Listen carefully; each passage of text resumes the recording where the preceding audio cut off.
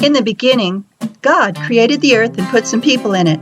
They made some major mistakes and sewed fig leaves together because they thought they needed clothes. God made them some better clothes out of animal skins, but we have no record of his technique. Ancient man used bone and thorns for sewing.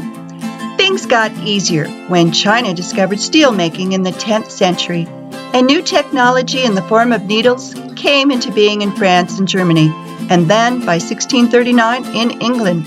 Thank you, Wikipedia. Egyptian and Japanese people used quilted clothing for warmth, and so did horse and rider in the Crusades. So, the first quilts were sewn by hand with needle and thread until somebody discovered the sewing machine. Wikipedia says that the first widely used machine was invented by the French tailor Barthélemy Thimonière in 1829. His clothing company was burned down in 1830 by workers who were upset by the emerging technology. Now sewing machines continue to get more computerized every day. 3 of the best new quilting tools are the rotary cutter, plexiglass ruler, and self-healing mat, which save hours cutting out patchwork pieces. The Quilting in America 2014 survey tells us that the average quilter reads 2.7 quilting magazines a month.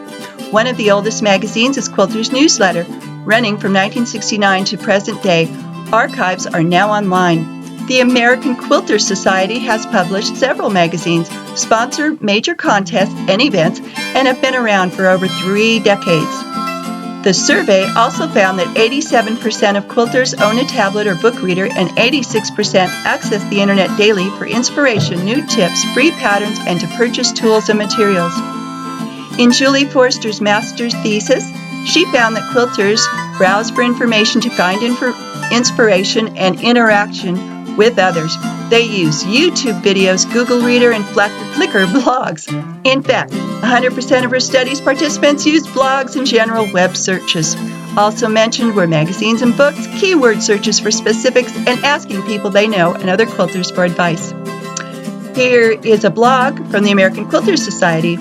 There are tens of thousands of quilt pictures on Flickr and hundreds of quilt groups. Quilting inspiration can also be found on Tumblr. Meg Cox wrote a great book titled Quilter's Catalog, and here's her professional website to promote her quilting career. She is very involved with Quilt Alliance, a group which is very interested in the documentation of preservation of quilts and their stories. This group and others have created the Quilt Index, which has documented over 100,000 quilts. The Modern Quilt Guild started online and led to hundreds of quilt guilds throughout America and other countries. This is a good example of online creating physical communities. And don't forget, men quilt too. Quilters can design and sell their own fabric on sites like spoonflower.com. Another emerging technology that quilters use to advance their community is classes online. We already mentioned YouTube, but Eleanor Burns' Quilt in a Day website provides quilting videos from 30 years of her PBS show. Craftsy.com is another website where a quilter can take classes from over 150 teachers. Quilters everywhere are using and sharing information from every continent. It really is a small world after all.